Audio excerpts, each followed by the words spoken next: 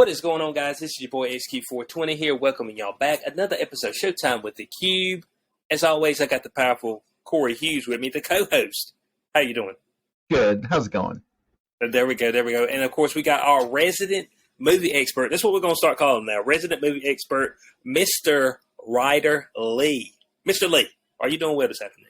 I'm doing great, and I'm ready to talk about Evil Dead. There we go. He's already spilled the beans, guys. He spilled the beans. Now, if it's your first time to the channel, don't hesitate. If you listen to us on YouTube or watch us on YouTube, hit the subscribe button. If you listen to us on podcast platforms, hit that follow button. We appreciate all the support so far. So today, Ryder has spilled the beans. We're looking at Evil Dead Rise, the newest trailer that has just been released about 9 days ago.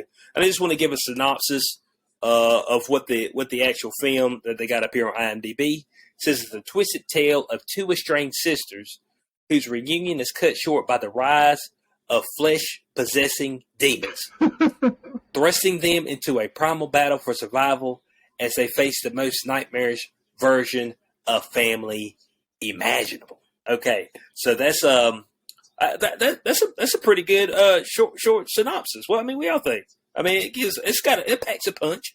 Yeah. Wait until you watch this trailer. I mean, I hope I'm not hyping it up too much, but I freaking love this trailer. It's so good. It's got everything that you want out of a horror trailer is basically in this trailer. So I hope you guys enjoy it. This movie is going to be rated R, which is surprising because a lot of horror movies right now are over the past 10 years have been PG-13, like a ton of them, except for like your low budget ones. You know what I'm saying? Like was it the Terrifier and shit like that? You know what I'm saying? Straight to Netflix stuff. You know, Mr. Jangles. You know, don't watch Mr. Jangles. Look, I'm just letting you know it's a bad movie. Okay, really low budget. I mean, really low budget. I mean, like our budget. You know what I'm saying? $1,500, $2,000. I mean, that was the budget. So without further ado, we're going to go ahead and we are going to let this trailer roll out for the audience right now. Red Band trailer, yes.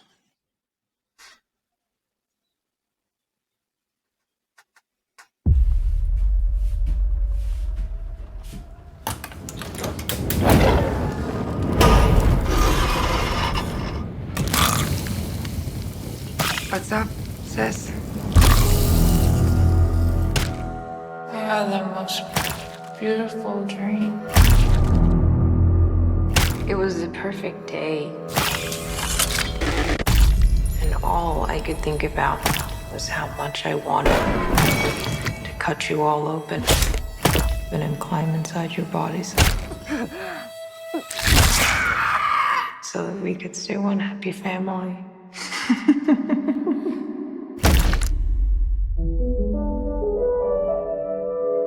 When I was just a little girl, I asked my mother, What is this, Danny? I found it. what will I be?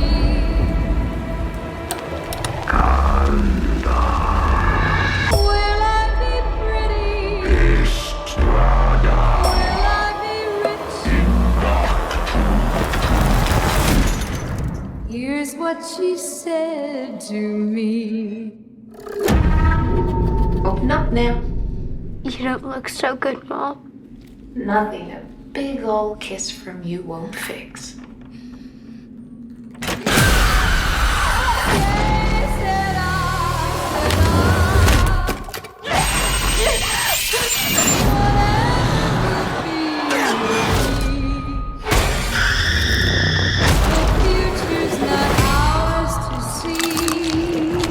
I'm getting us out of here.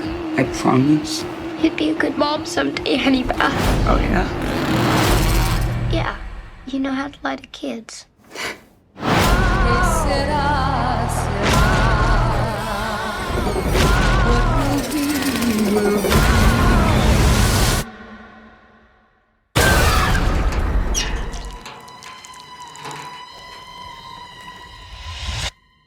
Mom? Mommy's with the maggots now.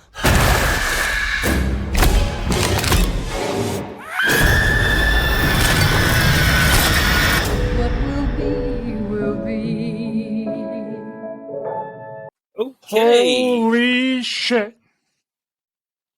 Is that not one of the best horror trailers you guys have ever seen? That thing was kind of intense. It was wild. It had everything from chainsaws to cheese graters. I mean, I couldn't help but say fuck whenever she took that cheese grater to that woman's leg. I was like, oh my god. Then she ripped the grabbed that chick by the hair and ripped her freaking back of her skull off. Badass. okay, Here's so the question, and here's the most important question: is there a life for the Evil Dead beyond Ash? That's the only question that really needs to be answered here. yeah, because I'm assuming that this is going to be almost like sequel-ish to Ash.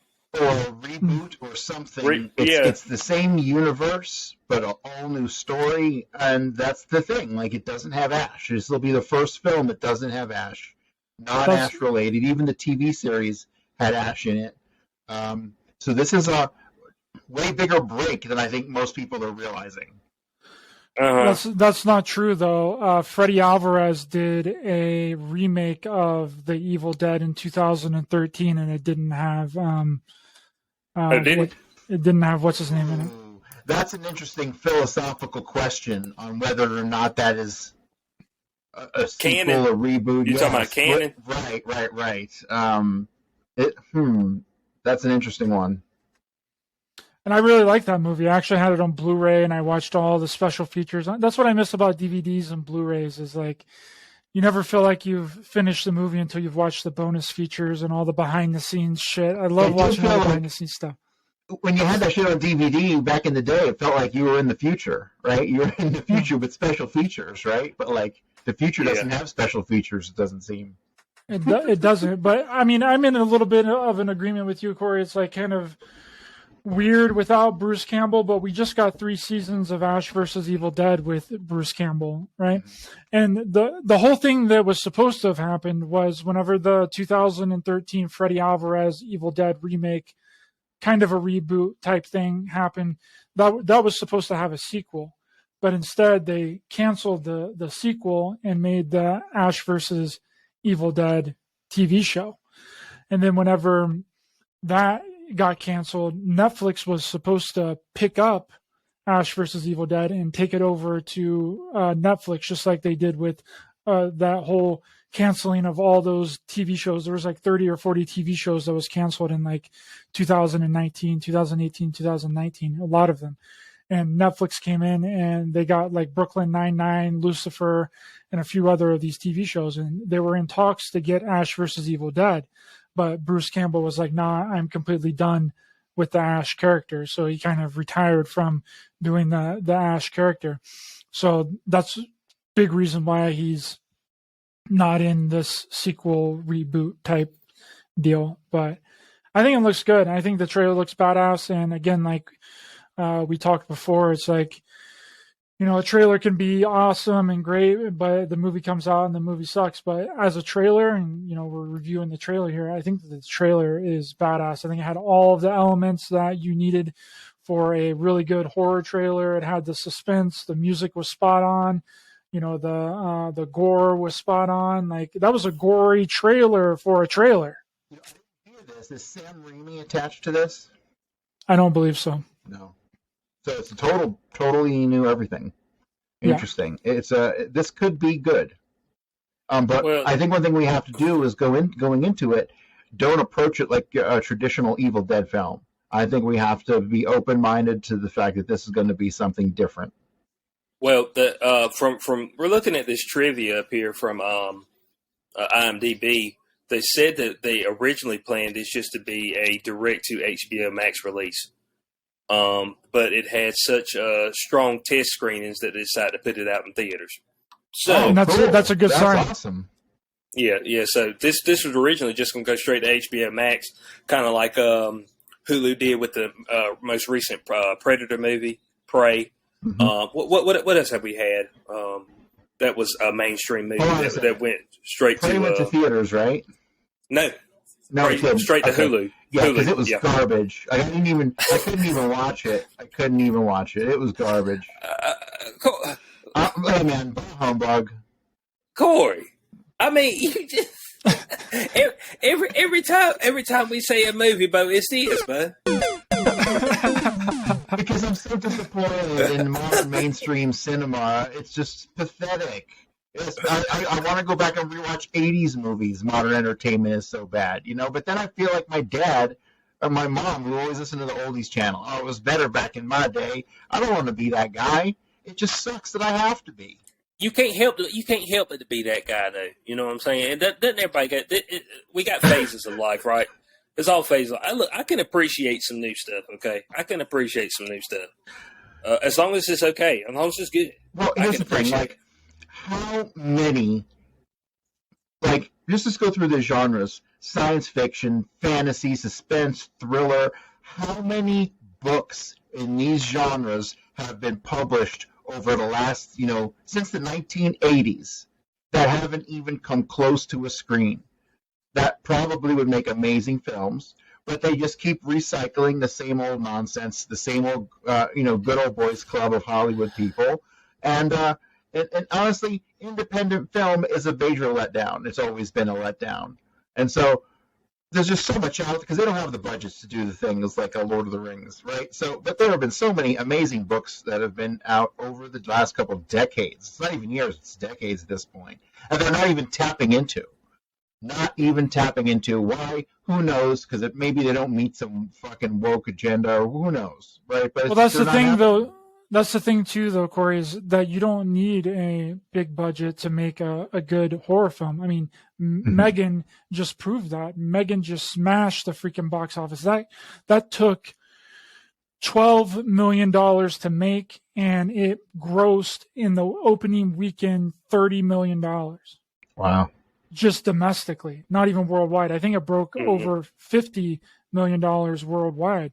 So that almost quadrupled its budget just domestically. Right. So they're already in development for Meg 2, I can guarantee you, because that's exactly what happened with Paranormal Activity. Paranormal Activity took I think not even $1 million. No. The first Paranormal Activity was I believe it was either between $15,000 to $20,000, something like that. Ridiculous low amount of money. And it made millions and millions of dollars. Like they bought a camera and bought lunch, and now it's a movie. Those are good. No, I was surprised. Those Paranormal Activities. I watched the first one and I was like, damn. $15,000 is what the budget was for the first film. That's crazy. How many millions did it make? Multi millions. Multiple millions of dollars. Well, hold on a second.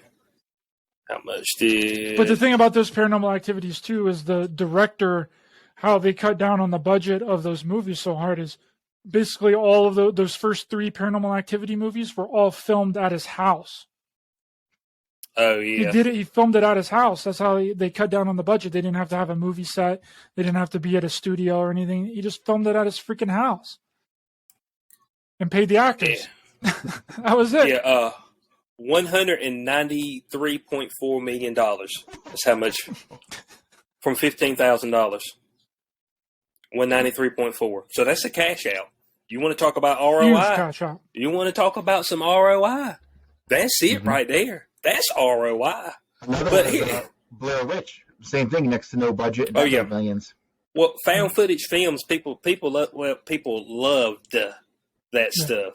It was a craze right there for a while. But look, I mean, this particular film, Evil Dead. One thing that I always kind of get wary about is when the trailer is so intense that it's almost like, man, did you just show me all the intense points? You know what I'm saying? Yeah. You just, at some point in time, you want to be sitting there and it's like, surprise, motherfucker. You want to see something. You want to see something new. Damn, I wasn't expecting that. But you kind of just, how soon is the mom going to become possessed? I'm figuring early. It's got to be very early. They showed her the whole time possessed. I mean, they walking in there and this chick slamming eggs on the damn skillet. Sis, are you okay? No, bitch. Does she look like she's okay? Nope. No, she's okay. She's slamming eggs, dog. She pale. What are you talking about? I mean, she come in there and say, hey, you okay? Boy, you hear this. But one thing I do give them credit for is they didn't make her look like too gross right off the bat, right? They didn't make her look like she was like decaying and like this nasty looking thing like in the other Evil Dead movies. Like I think it was in the second, maybe the first Evil Dead or the second one, where they had the two demons, the one in the basement that's hitting the basement trapdoor or whatever, and just picking his head out. It looks like a straight up demon. Now this, they just kind of paled out this chick's face, put a little blood on her, and I think that makes her more creepy.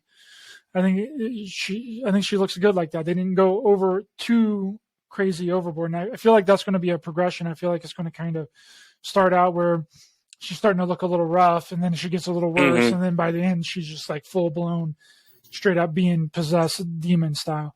Yeah, now obviously from what we're seeing, it's going to be multiple people possessed. It's not just going to be the mom. Looks like the mom's going to be the main possession, but there's plenty of people that's going to take a tumble. You know what I'm saying? There's plenty of people that's going to take a tumble on this one. There's no doubt about that. So it'll be very interesting to see who is going to come out at the end. And usually on these movies, you know, and I don't know, of course, Ash, you know, he made it out on the other ones, but in this particular film, I've got a feeling at the end that that nobody might not make it out. This might be like a complete wipeout. I mean, what do y'all think? You think it might be a wipeout on this one? And then they just bring Bruce Campbell in at the very end, and he's the only one that survives. There we go. Hey, spring him in there. He said, "Oh, y'all thought he wasn't going to be in there. He's right here at the end." And of course, they had to use the patented chainsaw. Is that a must? Is that a must? Is that what you got to do? Yeah.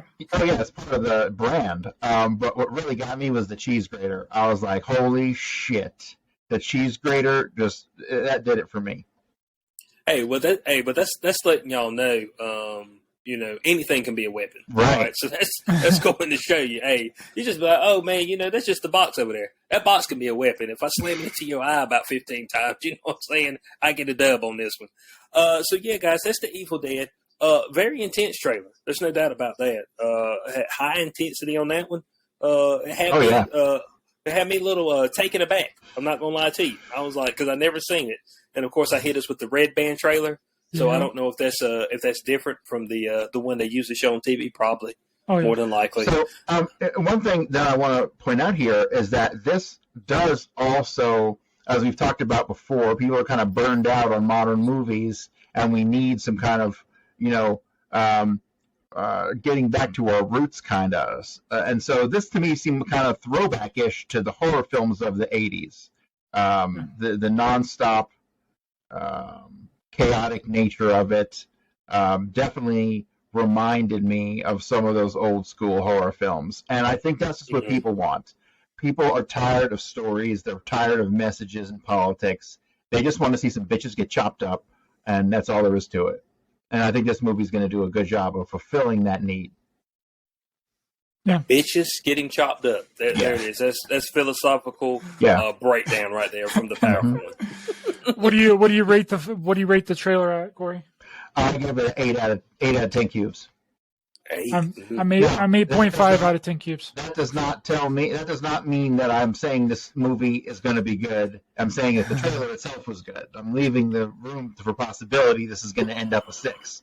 So, and look, guys, a 6 in movies and real life is a win. Okay, so a 6 is a win. Okay, I mean, I don't know. Hell, probably a 4 is a win for most of us. Look, I had to throw that in, a little innuendo. So that is the Evil Dead Rise. Am I gonna be able to go? I ain't gonna be able to take my girlfriend to watch that movie. It ain't gonna happen. That's gonna be a no go. It's gonna be a straight up no go unless I get her into watch. She was trying to watch the Texas Chainsaw Massacre a couple months ago. She's like, I want to click on it, but it's dark. I was like, just go on and click on it. We were running our other podcast, so maybe she'll open up to that particular type of film. But go take her to see Meg. I've heard really good things about Megan. that it's because it's PG-13. It's not really gory. It's just about like a cyborg robot chick just slicing up bitches, like Corey would, say. So I want to go see it. It's done. I've heard nothing but good reviews, solid reviews, and it's made a shit ton of money. So I think the word of mouth has gotten out on that film too. They didn't expect it to even break 20 million at the domestic box office, but it's made 30. So hey, take her to go see that to try and ease her into the whole horror genre. She's been watching vampire movies, so if it was a vampire movie, I think I could slide her right in there. The Netflix vampire movies, she's been watching a whole bunch of those. So she's working her way towards that, okay? And then I watch crazy stuff anyway, so a lot of movies what is she watching, Underworld? No, like, I don't know. I'll just come back home from the gym or something, and she'll just be in there randomly. She'll have a random movie on. I'll be like, "Oh, what you watch?" She's like, "Oh, I watched the vampire movie. It's scary." I was like, "Okay." Well, I mean, she's watched about 4 or 5 vampire movies, so she's starting to ease her way in that direction. So maybe we'll work our way towards that. I gotta do a filling out process on that. So that's this episode of Showtime with the Cube, Evil Dead Rise. We want to know y'all's thoughts on it in the comment section below. Are you intrigued? Do you feel it's going to be a flop because Ash is not going to be in it, the staple character? How do you guys feel? Let us know what your thoughts are. So from your boy HQ420, co-host Corey Hughes, and as always, our resident movie expert writer Lee. We will catch y'all on the next Showtime with the Cube. Peace out.